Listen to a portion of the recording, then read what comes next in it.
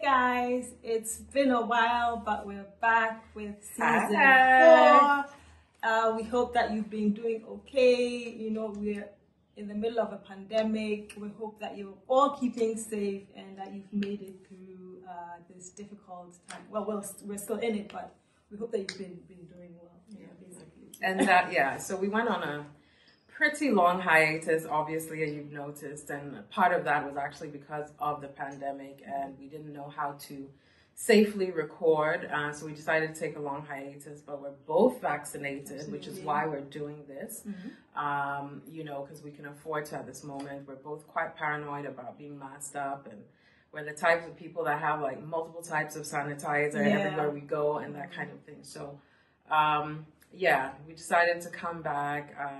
I was just telling Eddie that I don't want this entire season to basically be the pandemic podcast, basically. Yeah. Although we do acknowledge that it's we're taking it very, very seriously over absolutely. here. And, you know, we acknowledge how difficult it's been for everyone, including us. It's been some rough days. It's been tough. It's been really, really tough. Messing with my mental, et cetera, et cetera. Yeah. You know, I know lots of people who have experienced devastating loss and all that. So, but we're trying to bring some levity. We were coming with the music, the levity, what the F's, exactly, and also some knowledge. So it feels good to be back. Actually, I think I speak for. We're both quite nervous. Yeah, actually. for some reason. It's like doing it for the first time. So bear with us for the, I guess, new jitters, like, you know, but. Let's do this. Let's do this. We've missed all of you. Hope you're all well, hanging in there at the very least. And I guess we're ready to go. Just get it. I'm Peaches. If you're listening for the first time. Then I'm Eddie. So. Yes. Nice to meet you. And let's do it. Let's do it. Okay then. So we're in the news. And in a recent, rather bizarre headline, of course, concerning the we must build this do-or-die cathedral. The cathedral. Say it's what? Cathedral. The mere mention of cathedral just makes pressure go up. It's just absolutely ridiculous. So our finance minister was doing a mid-year review budget statement, and at some point he decided that it was a good idea to tell the parliamentarians and to tell Ghanaians that they should donate 100 cedis a month towards the building of the cathedral. Now, there's so many things wrong with this. First of all, we're in the middle of a pandemic. People have lost their jobs. People have lost loved ones. People cannot put one and one together to make a meal happen. People cannot afford masks. So that in itself is very insensitive. You cannot come in the middle of a pandemic and ask people to donate money to a cathedral, which was supposed to be a private initiative by a man who was wanted to be president forever. Which he claimed Ghana's money wouldn't. Didn't he say that? We were not going to have to pay for it. That it was his own personal passion project or whatever he said. That when he becomes president of the United States, he's going to do something or build a cathedral. Not United States. Sorry, of Ghana. He wishes of Ghana. Then he will do this thing to honor whatever. I think it's absolutely insensitive, and I think it's actually quite disrespectful. Now, there are a myriad of issues that we have to solve in this country. There are 2,417 schools which are under trees. You cannot have a situation like that in a country and ask people to donate money for a cathedral. It just doesn't make sense. There have been talks about food shortage in secondary schools, and there have also been talks about a looming food shortage in Ghana. And I could actually comment on that because at some point, a couple of months ago, there was a shortage of maize. You'd go to the market, look for maize, and they'll tell you that there's absolutely no maize. My aunt, who works with Ackah and all that, she also said that poultry farmers were complaining that they could not get food for the chicken. It's absolutely ridiculous. You cannot have these things and then think it's okay to come and say, oh, you people donate because we're doing this massive thing that is good for all of us, right? Terrible road networks. Almost every day now you hear there's an accident on the Kumasi highway, there's an accident over here, people are speeding, the roads are not good enough. And I just think that we have our priorities all the way screwed up. There've also been a lot of crime-related stories, ritual killings, people are killing women, people are killing kids, people are doing all sorts of very weird things. So for you to come and say that this is you think this is a good time for people to donate is really, really horrible. And especially when this finance minister had the money to travel outside of the country and go and seek medical help when he wasn't feeling well. Like, this is like, I just really feel that this is an insult. It is. Somebody who might not even be earning up to, I don't know, 2,000, 3,000 CDs. You've even gone far. Some people are making 500 CDs. Yeah, and you're asking them you're asking them to do it monthly. Like, what is wrong with you? I just don't understand. And like I said, this cathedral was meant to be a private initiative. Why are you pulling all of us inside? Didn't they have to break down some judges' quarters? How does that become a private initiative? Yeah. If it's not government, is it not the land for the people of Ghana? How is that okay? These things just really, really make me annoyed, because what you're trying to say is that you're not really thinking about us. No, you're just thinking about yourself and what you can do to show, I don't know, whoever, that, oh, Ghana was able to build a cathedral under the current president. This is absolute rubbish. First of all, I think we have a rather beautiful cathedral sitting right there in Asylum Down. It's really nice. What do we need another one We don't. for? I mean, when I think of the list of things the country needs, the cathedral is not even in the top 100. Really, I mean, it's superfluous. It is pretty much a pink elephant, or whatever the expression is. Yes. Why? And if you're doing it, don't ask exactly. Leave us out of it. You've already taken land that is partially mine, because I'm a Ghanaian citizen. You know, you broke down, so they have to rehome the judges at our cost. It's not him going to pay for that. Exactly. And now we should give you. You said you would do it, so please do it and leave us alone. Why can't he just build an altar in his house and let that be done? Like, does it have to be so big? Go and make a donation in the church. And why does it have to be at the expense of us? People, I just think also generally people need to be sensitive about the kind of things they demand from us when we're in the middle of the pandemic. People have really suffered. Really, really, really. How is that okay?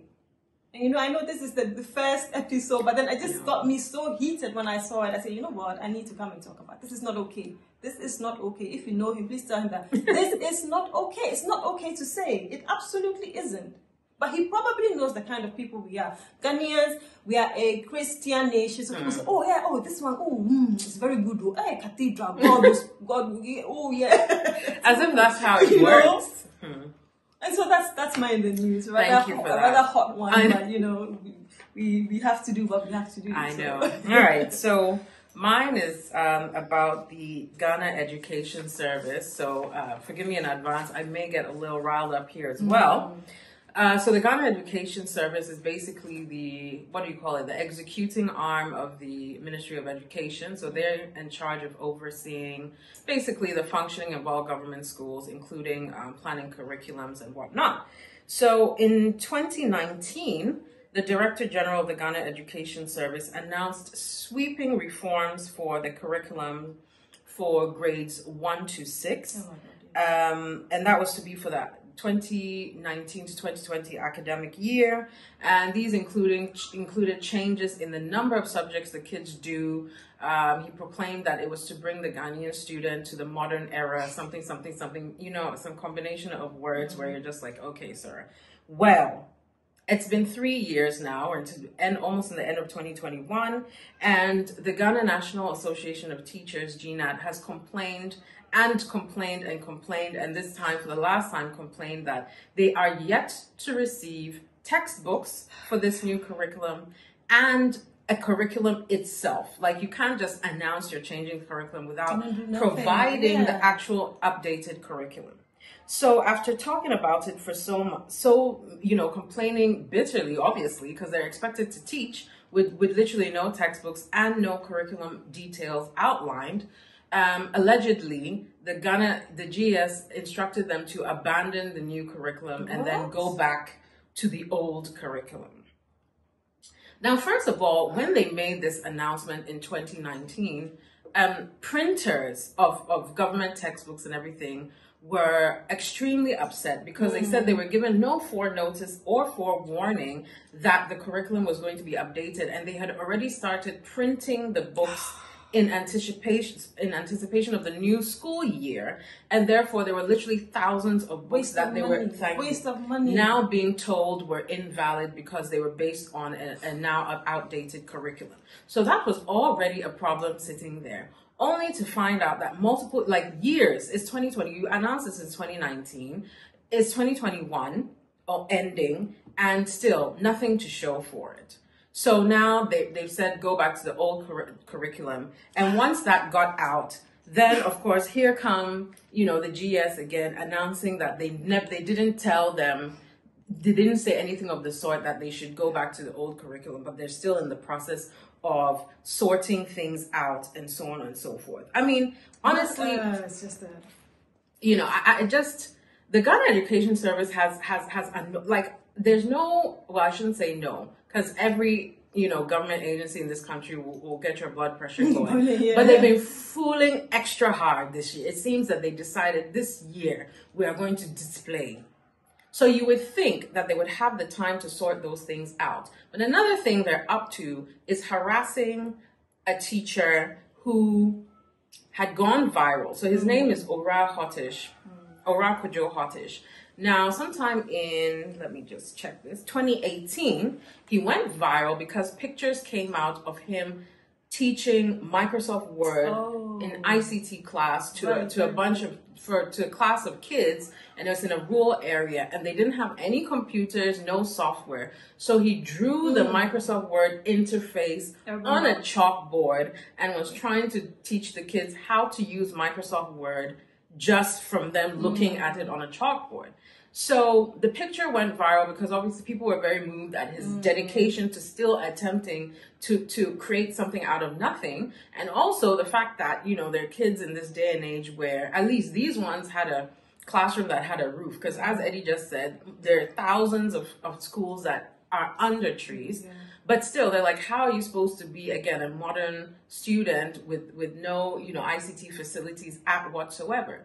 So, once the pictures went viral, he ended up getting lots of sponsorships and whatnot, including getting the attention of Microsoft themselves that donated, software and computers, even desks, chairs and everything. So he managed to get 2 ICT labs worth of donations from various sources, and Microsoft also invited him to a educator summit in Singapore. So wonderful story, right? You would think. Well, apparently the GES were upset that he embarrassed them and decided they would punish him by trying to stonewall him going to the conference at all, because he had to get them to sign off on his invitation letter, and apparently his direct superior refused, the one above her refused, and he had to end up getting some headmaster in a different school to put his neck on the line and say, I've signed it for you, go. And apparently when he went and came back, they told him that he has left his post without permission for 2 weeks and whatnot. And the second thing they tried to do to him is block his nomination as a Teacher of the Year. Can you imagine? Somebody who's trying to make the lives of children better. Look at what you're doing. And this is so typical of this country. You try to do something right. It was the same with, sorry, I just have to butt in. The same with the food shortage matter. People were calling and telling on the radio that there's a food shortage. They came out and said, no, there's no food shortage. They're going to do their inspection. There's absolutely nothing. And people were saying that if they mention the schools that they're from, they're afraid of what's going to happen to them. So they're not going to mention their schools. It's ridiculous. What kind of behavior is it? It's such an immature, petty, vindictive way. And then the kids are the ones suffering. So between you playing cha-cha with the school curriculum, mind you, again, we're talking about government schools, correct? So if you have, you're of a certain social standing, your kids most likely in private school, they're not dealing with any of this nonsense because they're not under, they're not subject to, well, some oversight, but not complete oversight from the GAS. So it's only the poor kids who already cannot afford to be left behind any further. There's already an education gap between those of social class, let's say middle and up, and then working class, poor class. And then they keep tossing them up and down, tossing them about. And the few people that try and take initiative to make a change, they get hammered down. Why? It's all about optics. They don't care about, it's all about Listen, optics. honestly, I'm not even gonna, people have accused me of always the same thing. Oh, things are bad, but why do you have to talk about it? You know, people are listening from all over the world. How would they get better if we don't talk about it? But that is the fact of the matter. We are obsessed with superficiality. Just the appearance. I've said this before. We like sexy headlines. Sexy headlines.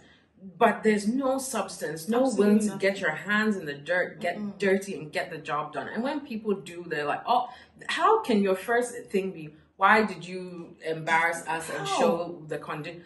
And he's like, how can you be trying to, who would be, why do you think that? So he said his Teacher of the Year nomination, they asked him, what has he achieved as a teacher? And he's like, where you been? Because everybody else seems to know what I did. It's like, I provided 2 classrooms, maybe like 60 computers, 60 desks, Microsoft, suite for the kids. I mean, I don't understand what, and he didn't get it. Yeah, that's the thing. You complain, you say something, it's going to be the end of you. Yeah, and he sat on it until recently because there's a hashtag going around, fix the GS, because people are tired. And that's when he, took the hashtag and was like, let me tell you what I went through myself, because you think it was just this, Cinderella story. Absolutely horrible, because they want to be, it's always the government, and this is not NPP, NDC. No. They are the same. It's always about what can people say about us that we've done. It's not if it's an individual, we want to be the ones for people to be able to say, oh, we did this, we did that. It's not right. Are you here for the people? Are you here for the optics? Come on. Even the abandon the curriculum thing, they came out and said we didn't tell them to go back. Obviously, they have to go back to the old curriculum because you're holding them up. So they said it underground, but you're not supposed to tell anyone that they said it. What is all this? It's a mess. What is all that? It's a mess. This country's a mess. I don't know. Anyway, oh God, I thought I was going to start this episode really light. Just straight into it. You've got to tell the truth, Anyway, so I think this has been a bit long as well, but whatever. It needed to be said. There's so much that has happened. So loads and loads. All right. Okay. So, and with that, we're on to songs of the week. So I've got 2 songs for you today. The first one is from an Ethiopian artist called Meklit, and she features another Ethiopian artist called Samuel Yerga, and the song is called Kemekem. Now, Meklit makes Ethio jazz songs. That's what it was described as. And in Kemekem, Kemekem is basically an ode to Afro hair, and it also happens to be an interpretation of a traditional Ethiopian song. And Kemekem happens also to be a slang term in Amharic for freshly mown grass. So here it is applied to be a perfect Afro. And it's basically a love song to a person with an Afro. I thought that was really beautiful. I know. Yes.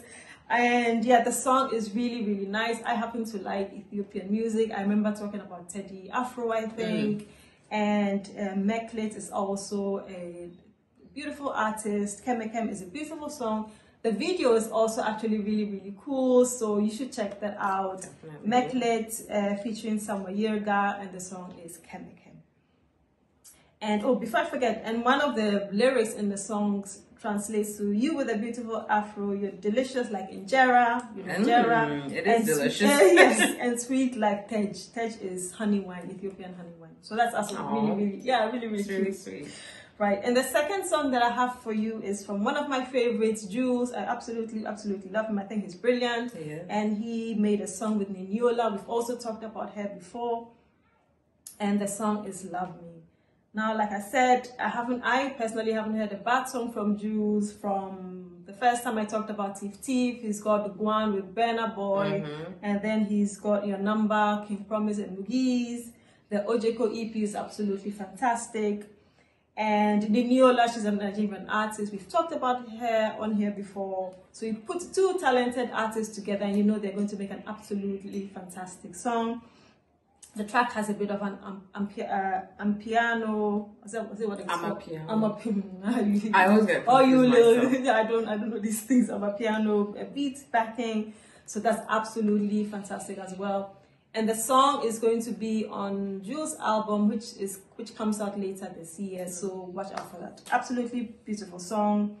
Love Me by Juls and Niniola. So that's the two songs, Meklit, Kemekem, and then Love Me from Juls and Niniola. Wonderful. Okay, so I have 3 songs this week, and yeah, I'll probably have 3 songs every episode because I can't resist these days. It's so much wonderful music. So because, starting out, I decided to rep Ghana to this episode. Well, so 2 out of the 3 songs are by Ghanaian artists. Now, the first one is called Forever and it's by Gyakie. Now, since the song has gone viral, a lot of people may or may have heard it, but you may not. So Gyakie's name is actually Jacqueline Achiampong. She's 22 years old. She's from Kumasi, and she's also the daughter of a very famous high life artist called Nana Achiampong. And having been surrounded by music her whole life, she always had a passion for it. And but it wasn't until 2019 that she released her first single, which made some buzz. But it's on her 2020 EP that the song Forever is taken off of, and that's what made her shoot to basically instant stardom. I mean, the song has multiple million views on YouTube and so forth. And then she did a remix with an artist called Omale. He's a Nigerian artist, and that even catapulted the song to further fame. So yeah, and it's just she has a really beautiful soft voice, and it's, sort of a mid-tempo Afrobeat song, and it's really nice. So that's my first song, Forever by Gyakie. And the second song is by a sort of, what do I want to call it? A pillar of Ghanaian high life called Juls Ackah. The song is called Onipa Dasini. What does Onipa Dasini even mean? Mankind? Humankind? I don't know. I'm bad at tree, and she's not strong enough. Exactly. So Juls Ackah was a legendary high life artist who rose to fame in the 80s and 90s. He was born in Axim in 1945 with aspirations of being a professional footballer. So he did play at the semi-pro level for some years and ended up working at a shipping company because, of course, Axim, I think he was in Takoradi doing that. But he couldn't resist the lure of music and joined a dance band as a drummer. And he was soon discovered by another legendary music producer called Ebo Taylor. I love Ebo Taylor. See, yeah. I love Ebo Taylor so much. And so under the tutelage of Ebo Taylor, Juls Ackah released his first album in 1974. And since then, he's collaborated with so many of our famous, respected artists, from Pat Thomas to C.K. Mann. And he had accumulated a body of work of 27 albums by the time he passed in 2018. And some in multiple hit songs, including this one, Onipa Dasini, which was released in 1995. So that's my second song, Onipa Dasini by Juls Ackah. And then my third song basically is like one that kind of helped me through, I guess that's my theme song for the pandemic, and it's called Lockdown by Koffee. Okay. So yeah, no need to reintroduce the good sis Koffee. I think we've talked about her in here, and that's my little sis in my head. I love her so much, and I think since the last time we featured her, she's won a Grammy for reggae album, first female to do that. So shout outs to Koffee. And she's from Spanish Town, Jamaica, and I think she's 21 or very young. And of course, she has amazing music. Her NPR Tiny Desk, highlight, lit, wonderful, amazing. Check it out. And so this song came out in July 2020, and we may actually have been on lockdown when the song came out. So, and the song talks about what will, just enjoying oneself, like dreaming of what we'll do the minute we can go outside, kind of thing. And it's also mixes in like basically finding a bit of a summer bay and just vibing. And it's so cute, so sweet. And it kind of helped me through some dark days. So those are my 3 songs, Forever by Gyakie, Onipa Dasini by Juls Ackah, and Lockdown by Koffee. Okay, right. And with that, we go straight into What the F. And maybe you may already sense where I'm going to go with What the F, but we have to do it. So So my what the F today is basically COVID-19. I'm just So I think we can safely say that the greatest what the F in the past year and a half or 2 years has been COVID. No doubt about it, right? So the last time, I think the last episode we recorded for season 3, I remember talking about COVID-19. It had just started. There were about 9 cases. There were rumors that it started from a snake. All these things.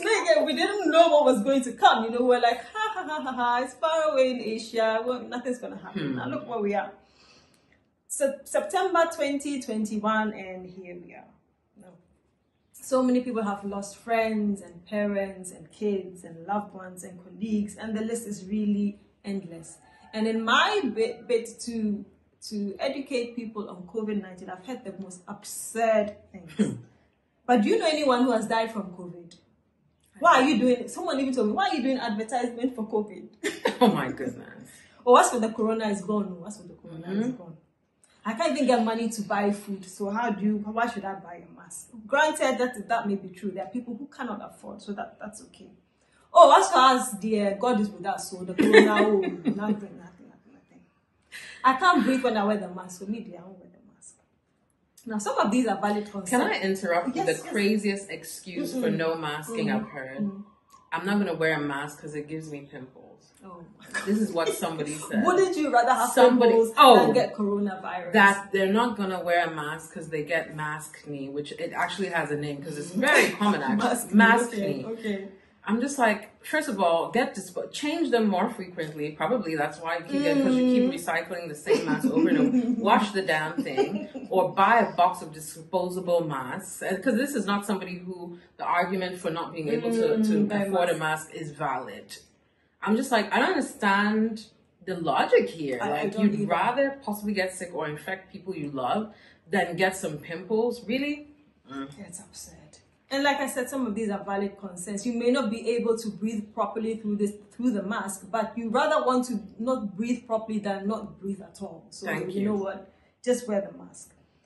However, I'm saying that if we individually don't make an effort into curbing this is going to be with us for a very, very long time. And unfortunately, there are too many anti-vaxxers. There are too many people who just trivialize it. And it's even made worse by the fact that here in Ghana, I guess the death rates have not been as astronomical as in other places. Of course, we all know that the numbers are underreported. There's absolutely no doubt about it. The numbers that you see being churned out there are not the correct numbers. I mean, I think we can all agree on that.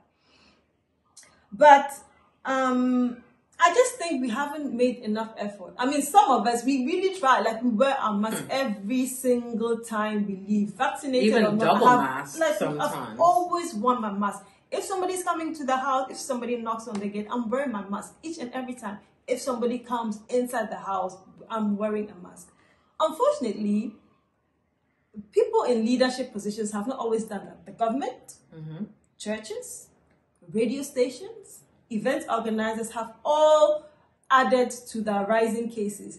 You go have an event and just sprinkle a bit of COVID strictly. All it will be, and you get there and there's nothing. I've seen images of people at parties bunched up together, shouting, and nobody is wearing a mask, and I cannot believe it. Like, why are people so dumb? And you know, if I may interject, even if you have some concerns about taking the vaccine, those are, valid. Genuine, yes, some absolutely. of them, the RNA ones, experimental, DNA, you don't know what it's going to do.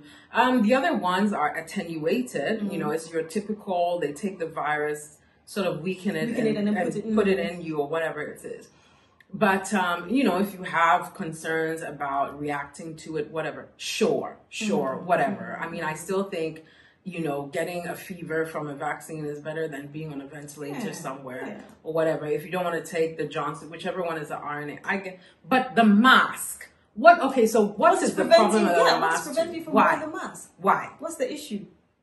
Why? And then later, I've seen so many videos, later that people say, if I had known, I would have gotten the vaccine. Do you have to get ill before you know that it's important to wear a mask? Why are people at this point, honestly, if you were an anti-vaccine and get corona, please die in peace. I don't want to see your little video online about, guys, here I am in the hospital, blah, blah, blah. Just die quietly. I mean, because you know, we don't need your cautionary tale. It's 2021 again. We've been in this thing for about 2 years now. There's nothing you don't know. No, at this point, and you hear people say, "Oh, when I did my research, I found out that actually it's not that dangerous. It's just the flu. It's just like having the flu. Blah blah blah blah blah." Do you know how expensive it is to have COVID? Have you ever talked to somebody who's had COVID and they've had to spend thousands of cedis on oxygen tanks, thousands of cedis on medication, and that's not even that. If you get better, what about long COVID? Yes. Do you really want to be suffering for the rest of your life? Why don't you just prevent it if you can? Granted, not everybody who gets COVID, it's a fault of theirs. That's true. But you want to do everything that you possibly can to prevent not getting COVID. I don't know how hard that is. I don't get it myself. Because again, like Eddie said, post-viral fatigue at the very least is real. Long symptoms of it. Yeah, I know lungs, eyesight. I have a friend whose eyesight is permanently damaged. He had to go and change his prescription because he got COVID and he couldn't see the same way. Again, it's permanent, you know, permanently. You know, some people do not, they can't, you know, one of my friends was also saying he can't even wash his car anymore. Like he'll stop halfway, exhausted, yeah. You know, permanently. These symptoms do not go away. Kidney damage, permanent brain damage, permanent. So, let me. When people in leadership are out doing their things on mask and things, if you, with your 500 CD salary, are following them, then there's something wrong with you. Because when it happens, when push comes to shove, they have money to take a ticket and leave the country. Can you do that? By the time you go and take a COVID test, all your money is gone. All your money is gone. Now, to those of us who are vaccinated, are you vaccinated? Oh, great. Do know that if you're vaccinated, you can still spread coronavirus to somebody who is not vaccinated. So you can still kill somebody. So you still need to mask up. Still need to mask up. Don't take that as an opportunity, because you're vaccinated, don't take that as an opportunity to be reckless and just to be gallivanting everywhere, just doing whatever you want because, hey, you're free. Be careful. Be careful. Some of you have parents who are old and who have conditions. You may be vaccinated. They may be vaccinated, but they could also fall seriously ill. Like, I think like people don't really get what it is. It's a vaccine. Because I remember, sorry, I keep interrupting you, but somebody said, if I've gotten vaccinated, why do I still have to wear a mask? I'm like, do you know what the vaccine does? Like, I get it. And I also think there's been a bit of failure on education or of telling us what. I think initially, I don't think enough education was done. But people keep also saying that they're fed up of hearing about corona and this and that. But you have to tell them. So it's like, okay, you claim to have heard too much about it, but somehow you still don't. Yeah, I don't. Yeah, so all I'm really saying is, listen, I want to be able, like, I don't go out, I don't go meet up with people. I've met Peaches like only twice since the pandemic, since 2000 beginning, like twice only, because that's how careful we are. I want to be able to go out again. I want to be able to go out on dates and have fun and do things, but I don't do that because I'm just too scared. Yes, I'm vaccinated, but the fear is still there. So please, for the love of God or whoever you worship, please be careful out there. Continue to wear your masks. Continue to use your hand sanitizer. And if somebody tells you there's no COVID, just give them a hot one. No, I'm joking. No violence. But please just educate them that, this is not the way to go. And that's my what the heck. Thank you so much for saying that. All right, so I'm changing gears completely. Like I said, I had planned for this episode to be kind of light and breezy. So my What the F this week should reflect that, hopefully. So my What the F is on wedding finance shenanigans. Oh boy. Now again, because so much time has passed and I keep trying to keep track of stories that interest me, they're always like, almost every subject I have combines multiple stories around the same topic.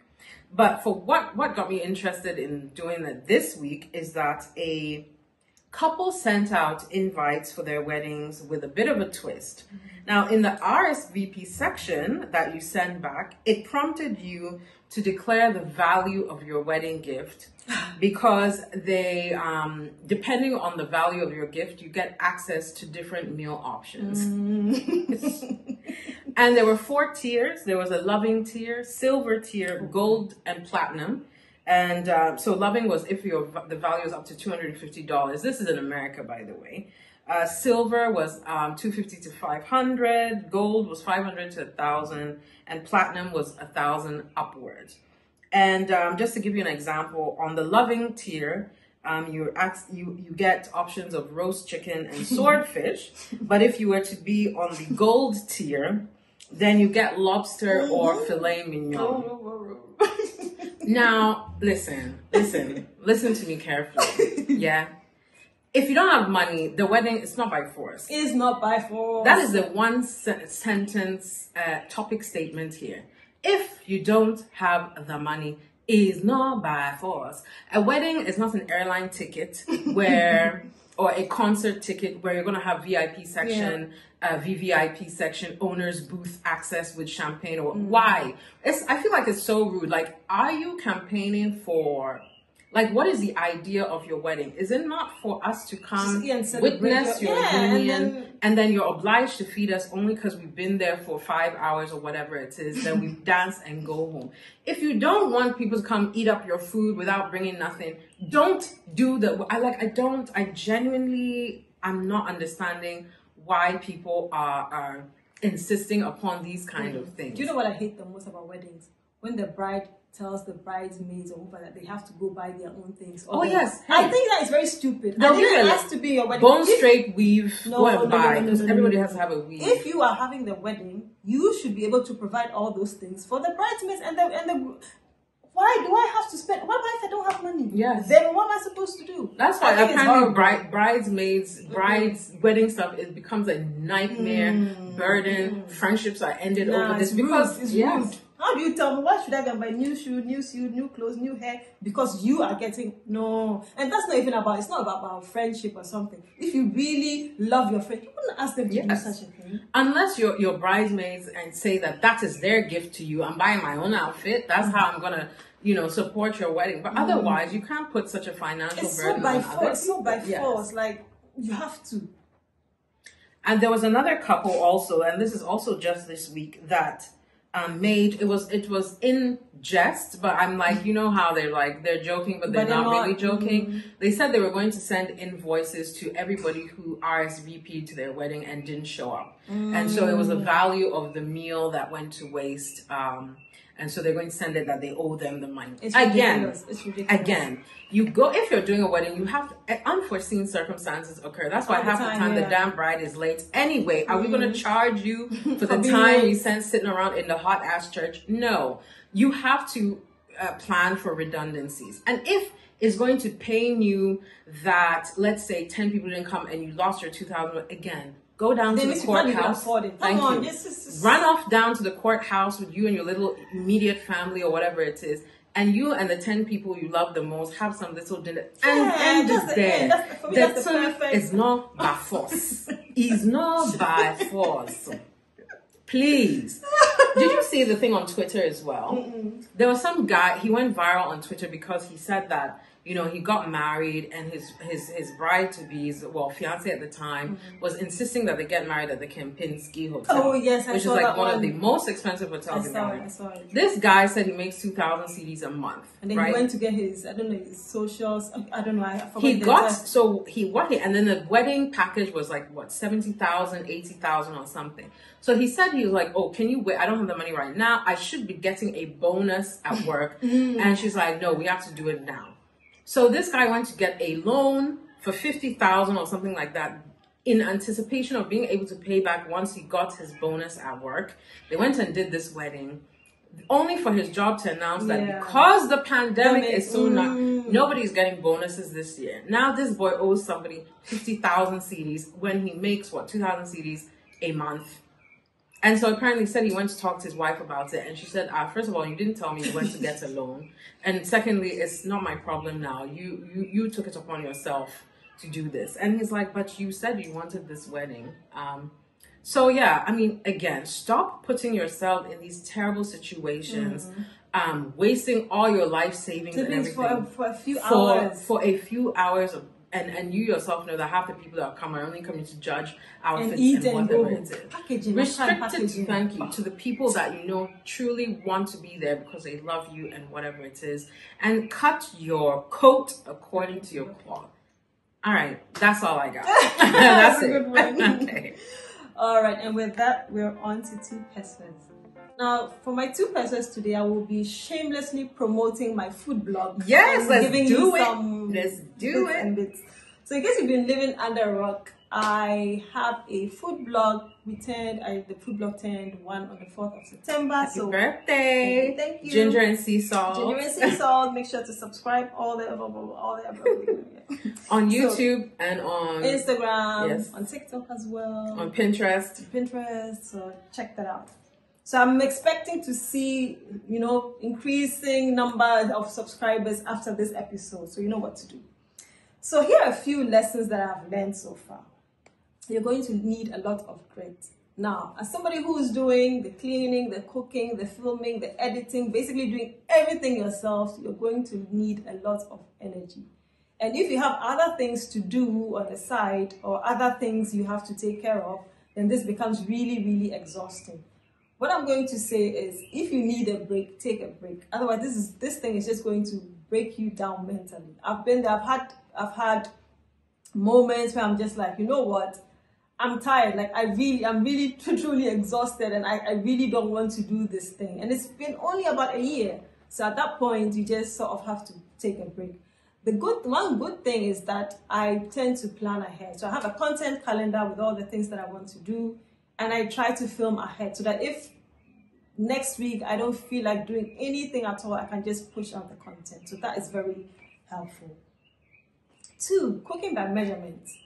Now, I've been cooking for a very long time, and in my personal and general cooking, I don't cook by measurements. Unless I'm baking something specific, you will not find me measuring 200 grams, 300 liters, whatever. But cooking for people is not the same as writing out recipes for other people to follow. If somebody wants to follow a Ghanaian recipe, and the person is non-Ghanaian, for example, and they have absolutely no clue of what to do, you're going to have to give them some sort of a guide.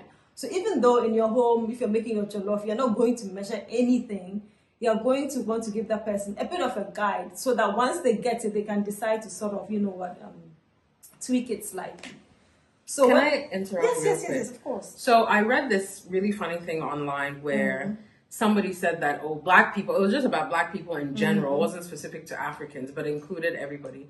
They don't use measurements. They just pour until the ancestors whisper, that's enough. Absolutely. And you stop there. Absolutely. Nobody uses measurements. No, you just no. pour, and you just know instinctively, like, that's enough. Yeah. And so for a lot of recipes that I have been cooking for a long time, I don't need to measure. But if I'm putting it out on the blog, then I have to sort of reverse it. So if I'm going to now cook it, I'm going to have to measure, okay, this is what I usually use, note it down, and then sort of test it, and then I can push it out without any problems.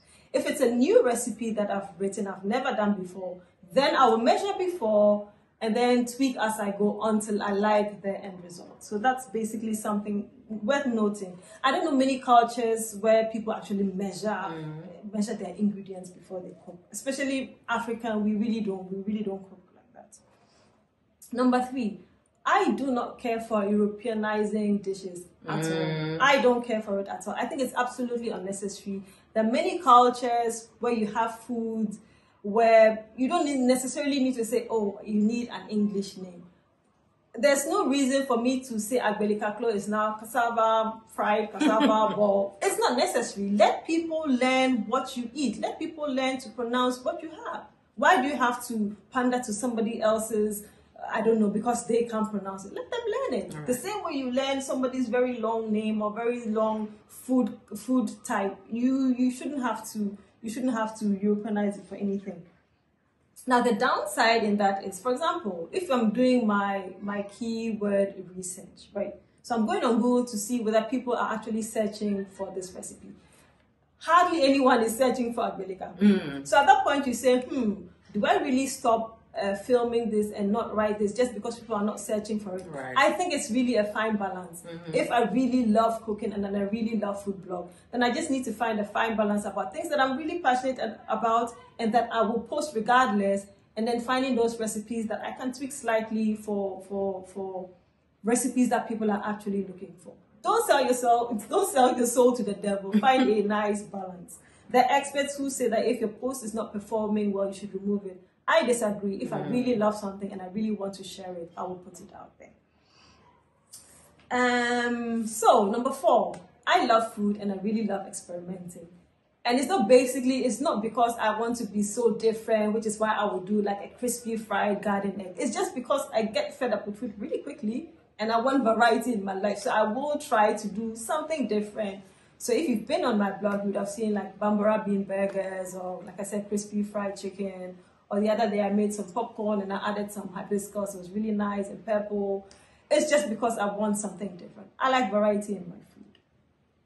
Keyword research. That's the one thing that I probably didn't do right in the beginning. I just thought, hey, I've got these beautiful recipes. I'm going to pack them on Pinterest and then hope that I get some traffic. I should have done my keyword research. So I have to go back to all my other posts and then try and optimize them.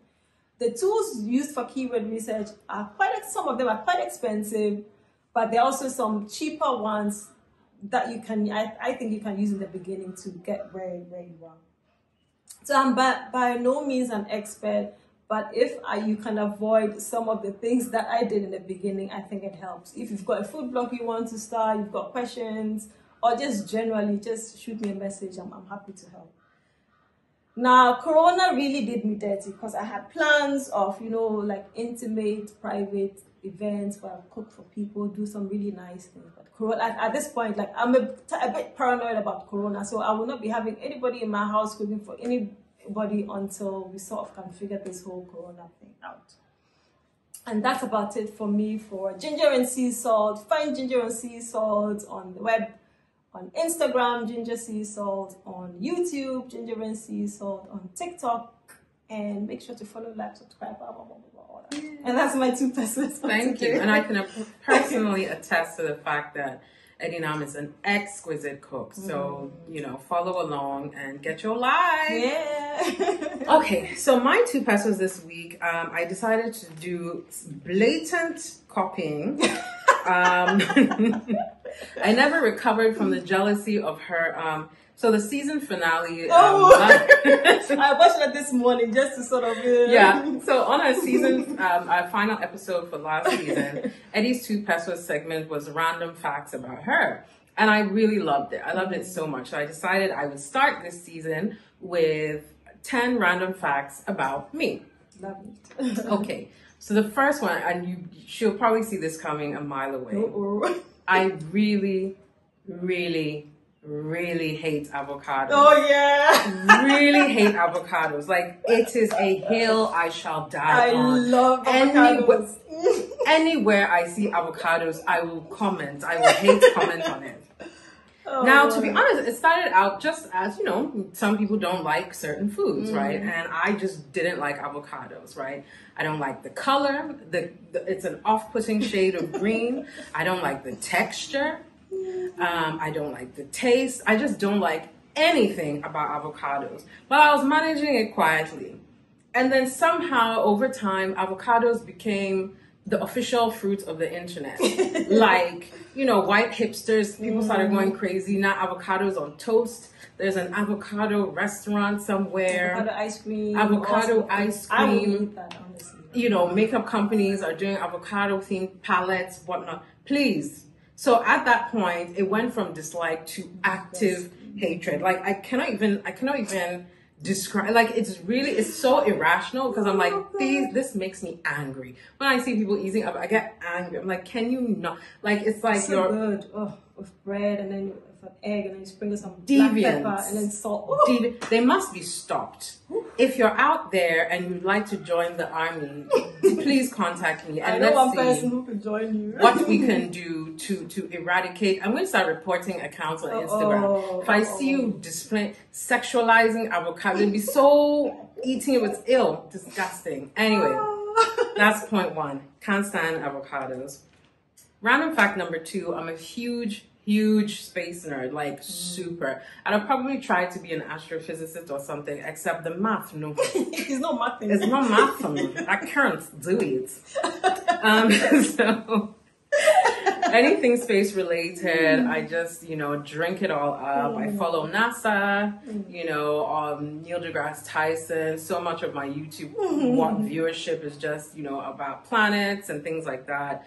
I have a stargazing app on my phone because I'm trying to learn how to identify constellations, even though, light pollution is surprisingly bad considering we don't even have electricity. If you notice, our lights went off during the course of this recording, came back on.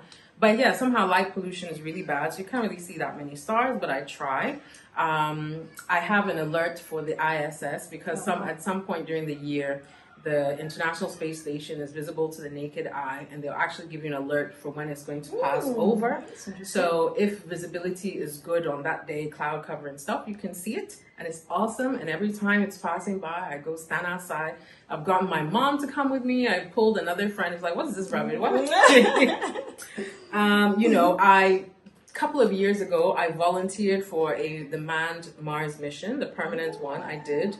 Even though it was a one-way trip and, probably gonna die. I'm just like, I just want to get out of here. Like, I just, that's, people get, I guess, existential awe from maybe religion. Or for me, it's just the idea, like, we're sitting here in this room, but, like, we're on a rock that is hanging in the void of space and, like, barreling at high speed, but also spinning, and the whole thing is spinning around the sun. But then I don't know, it takes my breath away. I can't, I just pause sometimes during the day, and I'm just like, we are hanging in space right now. Like, it's crazy to me. I'm like obsessed with space stuff. It's like, what? Why is nobody panicking or like at least being like, yo, So yeah, random fact number 2. Random fact number 3, I'm obsessed with the Summer Olympics. Really obsessed. Like, I try and watch as much of the Olympics as I can each time. I've memorized every Olympics, at least since I was born. I suppose as I get older, I probably won't be able to do it anymore, but I can, let's see.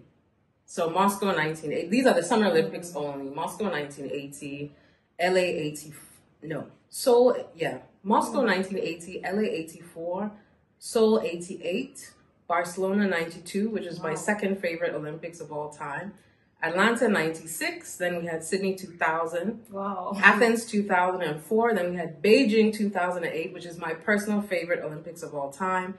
Then after that, 2012, we went to London. 2016, we went to Rio. 2020, we went to Tokyo. 2024, we're going to Paris. So I have up to 2024. 2028, not sure yet, but yeah, obsessed, like literally obsessed. I know the logos. And I did not know this. I'm a big Summer Olympics fan. So that's random fact number 3. Random fact number 4, I love animals, like arguably more than people, to be honest. Such a like cute low-key, yes. She's so cute. I have a little fur baby. Her name is Bella. She's barking at me. I said, Bella, come on. She knows, auntie.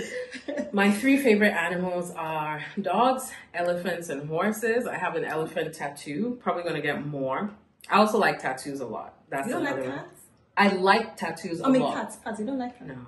They're so moody. I love them. Like, I know it's a caternet. The internet, the cats are the internet's official animal, but like, me and cats don't get on because it can't be 2 divas. It just can't. Like, what do you mean? So random fact number 4, let's see.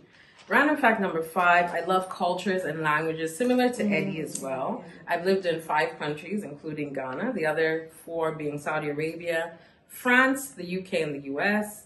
And like Eddie, I'm trying to learn languages, more languages. So I speak English, I speak French, passively. Each year it gets worse. I speak Tree, somehow. I speak a bit of Spanish, and I'm learning Arabic, Japanese, and Russian in that order. So hopefully by the end of my life, I'll have a good grip on all those. Number 6, I love the creative arts. I love movies. I love TV. I love music. Obviously, as you can tell, our podcast, music is one of the main segments we do because we both love music so much. But yeah, I'm a bit of a film snob. Like anytime there's some how many of these films have you watched? Yes, it's 99 out of 100. I've seen them all. Like I've watched every movie if I can. And okay, I thought you were going to say I don't like. I'm talking about good film now. Like, you know, Oscars movies or movies that are nominated for that kind of thing. I don't. Okay, I'm not gonna hate on Tyler Perry here, but I don't watch certain genres of films. Anyway, and then let's see. In 2010, I think it was, my friend and I wrote and directed a short film which nobody has ever seen. What? I know. Better send it to me. So I'll send it to him. Random fact number 7. I've been tear gassed twice.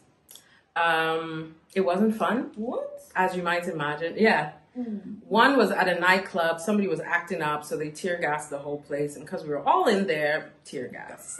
And the second one was at the infamous VGMA Awards, where Shatawala and Stonebwoy decided to act a fool. And I was somewhere near the front, and I got tear gassed.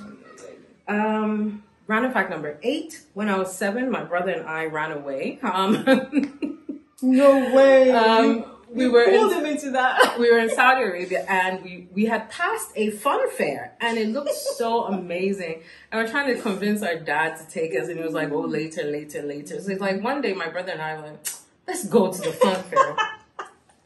So we lived on this hospital, a large campus of a hospital. There was a hospital, and they had housing for the staff and everything.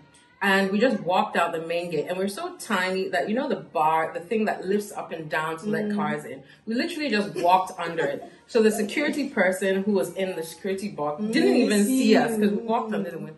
So then we're walking. And then finally one of us was like, but do you even know where the park is? We were like, no. So we were literally lost at that point. So we're just walking along the road, and then some car stopped. I still remember it was a 4-wheel drive, and some man was like, "Where are you guys going?" We're like, "Oh, we're trying to go to the fun fair, but we don't know where it is." He's like, "Come with me." And so we got in the car. Oh my God. We got in this man's car. He took us to his house, and, you know, he gave us food and everything. Thank God he was a wonderful person, you know, because he had young kids himself, I think. And he had a dog. It was one of the first. You don't find dogs a lot in Saudi Arabia. It's very rare. I don't know why, but you did. And somehow he called around. I don't know how, and figured out that we came. Maybe he asked us where we came from, and I think we said, "Oh, my daddy is a doctor" or something. So he managed to find out where we came from, and took us back and dropped us off, and we managed to get home safely that night, well fed and quite happy actually. And not, you know, in a ditch somewhere. So, that could have gone seriously left. But yeah, please don't do that. And try and run away. And number 9, I couldn't drink coffee until I was about 28, 29. I still don't drink coffee much. Because when I was in high school and cramming for exams, I ended up having a coffee overdose, like a real deal coffee overdose. Hyperventilation, heart palpitations, seeing things, hearing things. I almost failed my exam, actually.